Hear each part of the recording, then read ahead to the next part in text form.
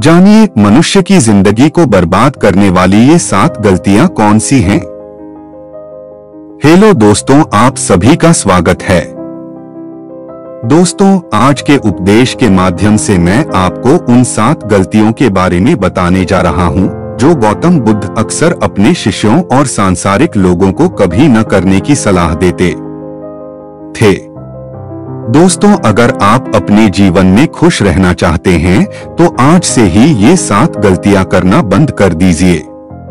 तो आइए बिना समय बर्बाद किए जानते हैं उन 7 गलतियों के बारे में जो व्यक्ति का जीवन बर्बाद कर देती हैं। नंबर 1, किसी को जबरदस्ती सलाह देना। दोस्तों, सबसे पहले तो ये समझ लीजिए कि हम सलाह क्यों देना चाहते हैं। हम सलाह देना चाहते हैं क्योंकि हम चाहते हैं कि दूसरों को बुद्धिमान लगे, लेकिन होता बिल्कुल उल्टा है, यानी वह हमें मूर्ख समझता है।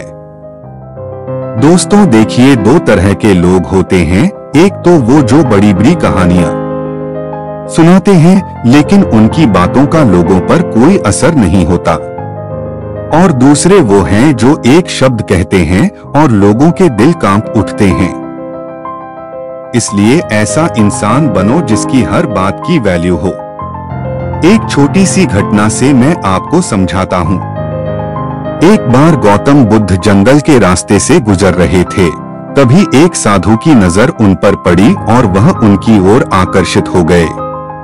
मित्रों, बुद्ध के प्रति आकर्षण होना स्वाभाविक था और फिर वह व्यक्ति बुद्ध से पूछता है कि मुनिवर, क्या आप भगवान हैं?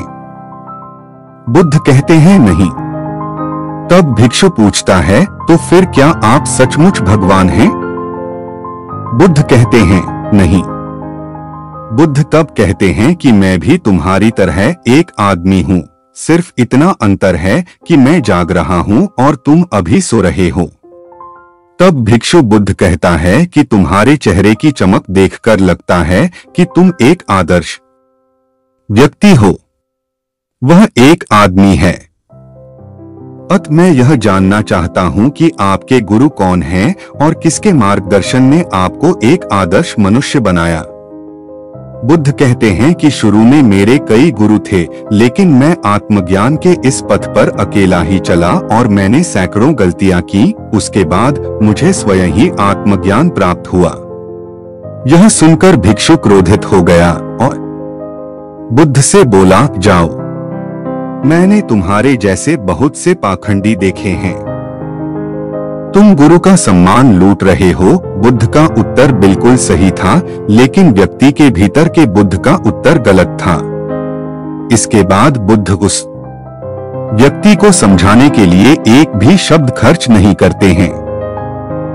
बाद में उन्हें इस बारे में पता चलता है, लेकिन उस समय बुद्ध अपनी ऊर्जा और समय बर्बाद नहीं करते।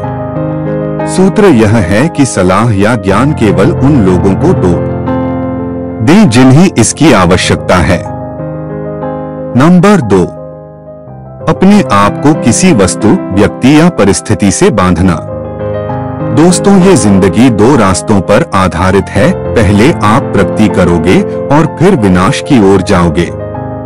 तो एक बात तो तय है कि अगर आप अभी प्रगति नहीं कर रहे हैं तो आप हर पल विनाश की ओर बढ़ रहे हैं। ये बात भले ही आप जानते हो या नहीं। दोस्तों, लोग नशा इसलिए नहीं छोड़ते क्योंकि उन्हें अभी तक पता नहीं होता कि यह भविष्य में कितना विनाशकारी हो सकता है। इसलिए जो चीजें आपके भविष्य में बाधा बन रही हैं, उन्हें धीरे धीरे ही सही, आज से ही छोड़ना शुरू कर दें। फिर आपकी जिंदगी धीरे धीरे बदलने लगेगी। नंबर 3, हर किसी की सलाह को ज्यादा गंभीरता से न लें। दोस्तों, उसकी सलाह को गंभीरता से न लें जो देने लायक न हो। कैसे पता करें कि कौन योग्य है और कौन नहीं? सीधी सी बात है, अगर कोई बुजुर्ग व्यक्ति है और सभी लोग उसका सम्मान करते हैं तो सिर्फ इसलिए उसकी सलाह को कभी गंभीरता से न लें। बड़े बुजुर्ग अच्छी सलाह देते हैं, लेकिन यह हर बार सच नहीं होता। दोस्तों, अगर आप कुक बनना चाहते हैं और किसी गायक से सलाह लेते हैं तो संभव है कि गायक आपको सलाह तो दे, लेकिन आपका खाना नहीं बनेगा जो मानक आप चाहते हैं। हर सलाह को अपने अनुभव के आधार पर परखें और बिना अनुभव किए किसी नतीजे पर न पहुंचें। तो दोस्तों, हर किसी की सलाह को गंभीरता से न लें। नंबर 4, न तो अपनी मां का अपमान करें और न ही किसी को आपका अपमान करने दें। इस पूरी दुनिया में अगर कोई है जो आपको निस्वार्थ भाव से प्यार करता है तो वह आपकी अपनी मां है। दोस्तों, गौतम बुद्ध की माता, जिनका नाम महामाया था, ने बुद्ध को जन्म देने के 7 दिन बाद अपना शरीर त्याग दिया था। उसके बाद बुद्ध की मौसी, जिनका नाम रानी प्रजापति था, ने उनका पालन पोषण किया। गौतम बुद्ध ने अपने उपदेशों में अक्सर सांसारिक लोगों को यह सलाह दी है कि उन्हें अपनी मां से प्यार करना चाहिए और उनकी देखभाल करनी चाहिए और न तो अपनी मां का अपमान करना चाहिए और न ही किसी और को ऐसा करने देना चाहिए। लेकिन देखो, मनुष्य का स्वभाव क्या है, वह उससे भी प्रेम करता है जो उससे प्रेम नहीं करता। दोस्तों, जिन लोगों को लगता है कि उनके पास जीवन में कुछ बड़ा करने का कोई बड़ा कारण नहीं है, तो आइए आज मैं आपको एक बड़ा कारण बताता हूँ। अपनी माँ के लिए कुछ अच्छा करें, उन्हें वह जीवन दें जिसकी वह हकदार हैं। नंबर 5, दूसरों के बारे में सोचते रहना। नोट, प्रत्येक शब्द को ध्यान से सुनें। दोस्तों, अगर आप ध्यान से देखेंगे तो पाएंगे कि आप सारा दिन दूसरों के बारे में सोचते रहते हैं और फिर अंत में दुख ही मिलता है। इसलिए स्वार्थी बन जाएं और खुद से प्यार करें। लेकिन एक बात याद रखें कि खुद से किसी से प्यार करने या स्वार्थी होने का मतलब यह नहीं है कि आप दूसरों को नुकसान पहुंचाएं। मित्रों, बुद्ध भी स्वार्थी हो गए थे ताकि उन्हें ज्ञान प्राप्त हो सके। जब उन्हें आवश्यकता पड़ी तो उन्होंने अपने पिता, पुत्र, पत्नी या राज्य के बारे में नहीं सोचा और केवल अपने बारे में सोचा और सब कुछ छोड़कर जंगल में चले गए। इसलिए जीवन में स्वार्थी होना जरूरी है, लेकिन सही मकसद के लिए और ताकि इससे किसी को नुकसान न पहुंचे। नंबर 6, अपने आप को सबसे बुद्धिमान समझना बंद करें और सीखना बंद करें। दोस्तों, हमारे समाज में ऐसे बहुत से लोग हैं जो अपने आप को सबसे बुद्धिमान मानते हैं और हमेशा कहते हैं कि उन्हें सब कुछ आता है।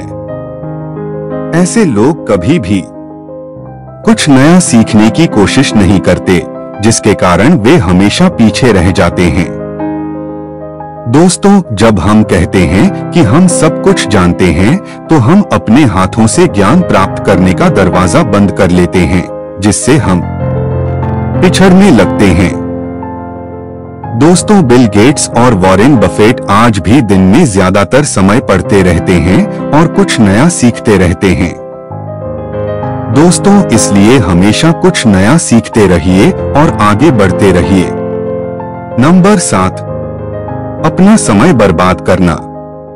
दोस्तों, जो दिन प्रतिदिन अपना समय बर्बाद करते रहते हैं, बाद में बहुत पछताना पड़ता है, क्योंकि समय, जैसा कि हम सभी जानते हैं, कभी वापस नहीं आता। दोस्तों, हमारे पास चाहे कितना भी पैसा हो, हम उस पैसे से 1 सेकंड भी समय खरीद कर वापस नहीं ला सकते। इसलिए हमारे पास जो भी समय बचा है, हमें उसका सदुपयोग करना चाहिए और कुछ ऐसा करना चाहिए जिससे लोगों और दुनिया का भला हो। दोस्तों, ये थी वो 7 गलतियां जो हमें अपने जीवन में कभी नहीं करनी चाहिए। और अगर आप भी अपने जीवन में ये 7 गलतियां कर रहे हैं तो आपको अब से ये 7 गलतियां करना बंद कर देना चाहिए। दोस्तों, आपको यह उपदेश कैसा लगा?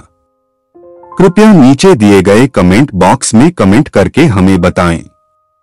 साथ ही अगर आपको ये प्रवचन पसंद आया और ये आपके लिए उपयोगी लगा तो इस प्रवचन को अपने दोस्तों के साथ जरूर शेयर करें। दोस्तों, हम आपसे फिर मिलेंगे ऐसी ही एक सेल्फ हेल्प सलाह के साथ। तब तक आप जहां भी रहें खुश रहें और खुशियां बांटते रहें। हमें अपना बहुमूल्य समय देने के लिए हार्दिक धन्यवाद।